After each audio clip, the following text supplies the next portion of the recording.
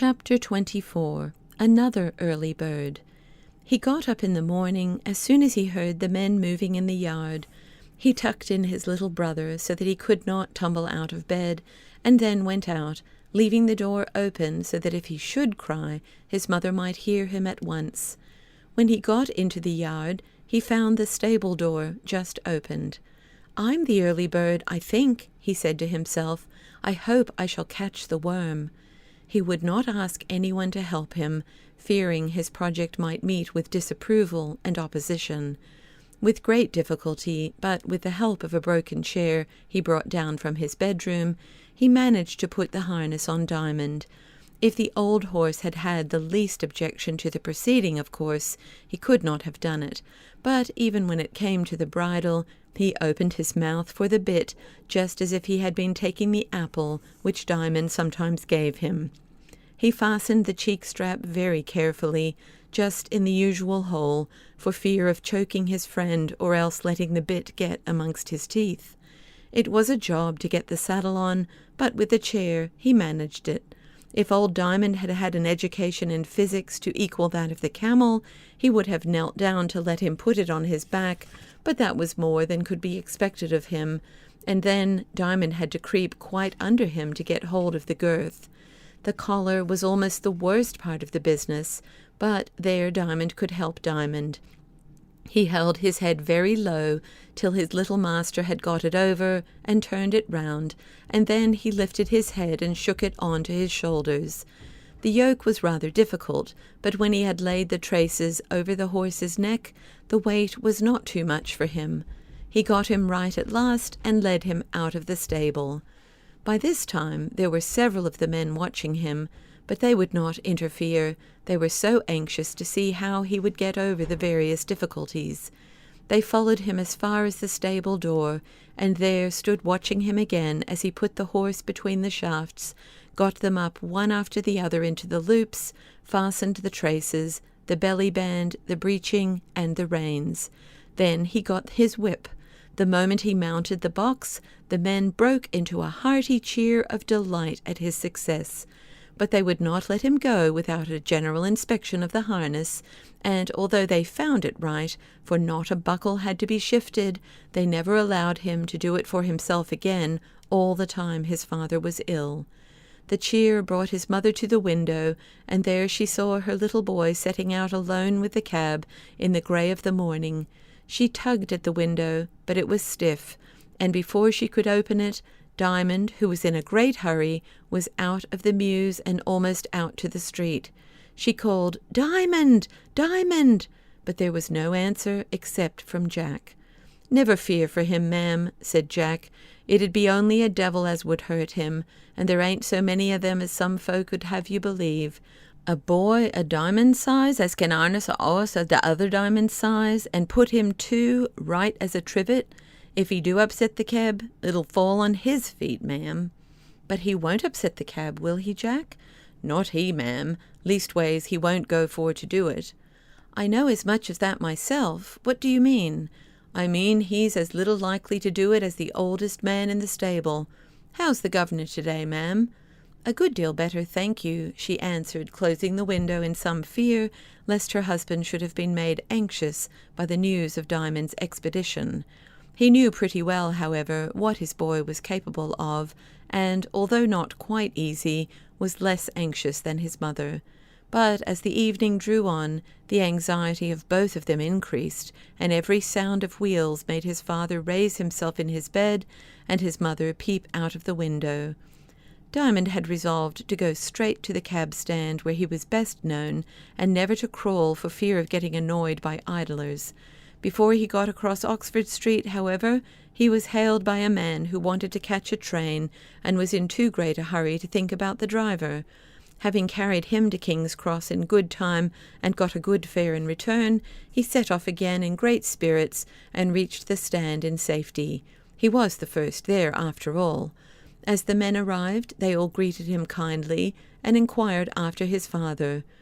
"Ain't you afraid of the old oss running away with you?" asked one. "No, he wouldn't have run away with me," answered Diamond. "He knows I'm getting the shillings for father, or if he did, he would only run home." "Well, you're a plucky one for all your girl's looks," said the man, "and I wish ye luck." "Thank you, sir," said Diamond. "I'll do what I can. I came to the old place, you see, because I knew you would let me have my turn here." In the course of the day, one man did try to cut him out, but he was a stranger, and the shout the rest of them raised let him see it would not do, and made him so far ashamed besides that he went away crawling. Once, in a block, a policeman came up to him and asked him for his number. Diamond showed him his father's badge, saying with a smile, "Father's ill at home, and so I came out with the cab. There's no fear of me. I can drive. Besides, the old horse could go alone." "Just as well, I dare say. You're a pair of 'em, but you are a rum 'un for a cabby, ain't you now?" said the policeman. "I don't know as I ought to let you go." "I ain't done nothin'," said Diamond. "It's not my fault I'm no bigger. I'm big enough for my age." "That's where it is," said the man. "You ain't fit." "How do you know that?" asked Diamond with his usual smile, and turning his head like a little bird. "Why, how are you going to get out of this ruck now, when it begins to move?" "Just you get up on the box," said Diamond, "and I'll show you. There, that van's a-moving now. Jump up." The policeman did as Diamond told him, and was soon satisfied that the little fellow could drive. "Well," he said as he got down again, "I don't know as I should be right to interfere. Good luck to you, my little man." "Thank you, sir," said Diamond, and drove away. In a few minutes a gentleman hailed him. "Are you the driver of this cab?" he asked. "Yes, sir," said Diamond, showing his badge, of which he was proud. "You're the youngest cabman I ever saw. How am I to know you won't break all my bones?"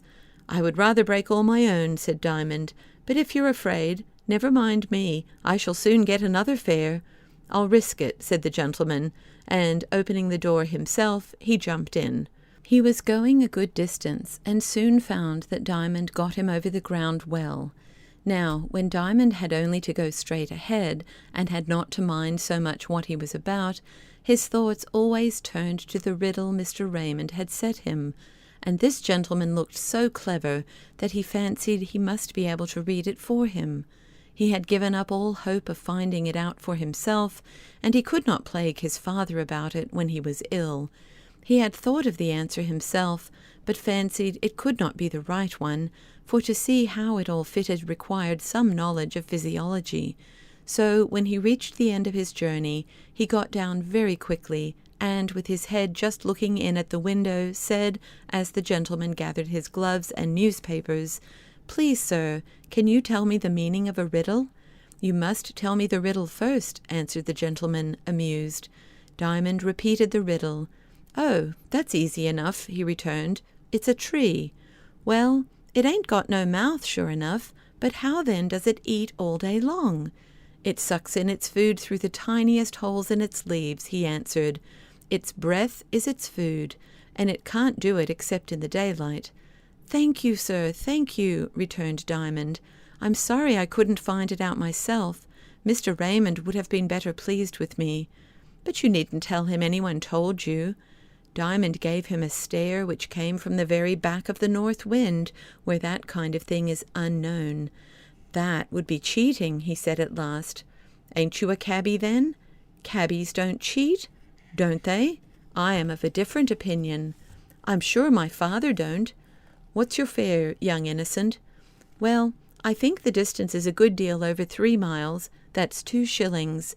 Only father says 6pence a mile is too little, though we can't ask for more." "You're a deep one, but I think you're wrong. It's over 4 miles. Not much, but it is." "Then that's half a crown," said Diamond.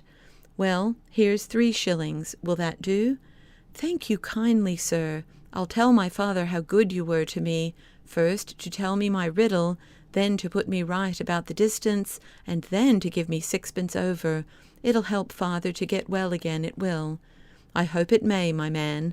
I shouldn't wonder if you're as good as you look after all."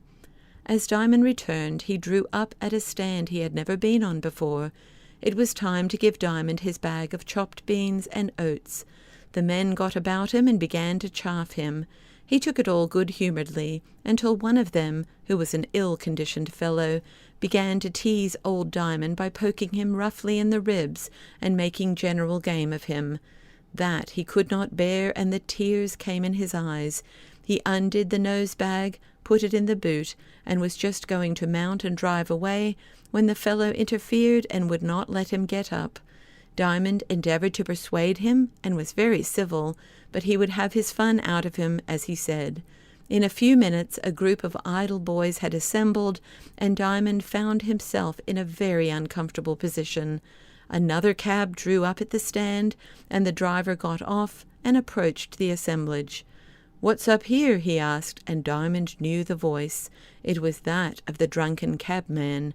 "Do you see this young oyster? He pretends to drive a cab," said his enemy. "Yes, I do see him, and I sees you too. You'd better leave him alone. He ain't no oyster. He's an angel come down on his own business. You be off, or I'll be nearer you than quite agreeable." The drunken cabman was a tall, stout man, who did not look one to take liberties with.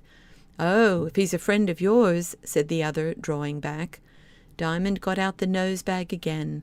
Old Diamond should have his feet out now. "Yes, he is a friend of mine, one of the best I ever had. It's a pity he ain't a friend of yourn. You'd be the better for it, but it ain't no fault of his'n." When Diamond went home at night, he carried with him £1, 1 shilling and 6pence, besides a few coppers extra, which had followed some of the fares. His mother had got very anxious indeed, so much so that she was almost afraid, when she did hear the sound of his cab, to go and look, lest she should be yet again disappointed, and should break down before her husband. But there was the old horse, and there was the cab all right, and there was Diamond on the box, his pale face looking triumphant as a full moon in the twilight. When he drew up at the stable door, Jack came out and, after a good many friendly questions and congratulations, said, "You go in to your mother, Diamond. I'll put up the old 'orse. I'll take care on him. He do deserve some small attention, he do." "Thank you, Jack," said Diamond, and bounded into the house and into the arms of his mother, who was waiting him at the top of the stair. The poor anxious woman led him into his own room, sat down on his bed, took him on her lap as if he had been a baby, and cried. "How's father?" asked Diamond, almost afraid to ask. "Better, my child," she answered, "but uneasy about you, my dear." "Didn't you tell him I was the early bird gone out to catch the worm?" "That was what put it in your head, was it, you monkey?" said his mother, beginning to get better. "That or something else," answered Diamond, so very quietly that his mother held his head back and stared in his face. "Well, of all the children," she said, and said no more. "And here's my worm," resumed Diamond. But to see her face as she poured the shillings and sixpences and pence into her lap, she burst out crying a second time, and ran with the money to her husband. And how pleased he was! It did him no end of good. But while he was counting the coins, Diamond turned to Baby, who was lying awake in his cradle, sucking his precious thumb, and took him up, saying, "Baby, baby, I haven't seen you for a whole year," and then began to sing to him as usual. And what he sang was this, for he was too happy either to make a song of his own or to sing sense. It was one out of Mr. Raymond's book, "The True History of the Cat and the Fiddle." Hey diddle diddle, the cat and the fiddle, he played such a merry tune, that the cow went mad with the pleasure she had, and jumped right over the moon. But then, don't you see, before that could be, the moon had come down and listened. The little dog hearkened so loud that he barkened, "There's nothing like it, there isn't." Hey diddle diddle went the cat and the fiddle, hey diddle diddle dee dee. The dog laughed at the sport till his cough cut him short. It was hey diddle diddle oh me. And back came the cow with a merry merry low, for she'd humbled the man in the moon. The dish got excited, the spoon was delighted, and the dish waltzed away with the spoon. But the man in the moon, coming back too soon from the famous town of Norwich, caught up the dish, said, "It's just what I wish to hold my cold plum porridge," gave the cow a rat-tat, flung water on the cat, and sent him away like a rocket. said, "Oh, moon, there you are," got into her car, and went off with the spoon in his pocket. Hey ho, diddle diddle, the wet cat and wet fiddle, they made such a caterwauling, that the cow in a fright stood bolt upright, bellowing now and bawling. And the dog on his tail stretched his neck with a wail, but ho ho, said the man in the moon, no more in the south shall I burn my mouth, for I've found a dish and a spoon.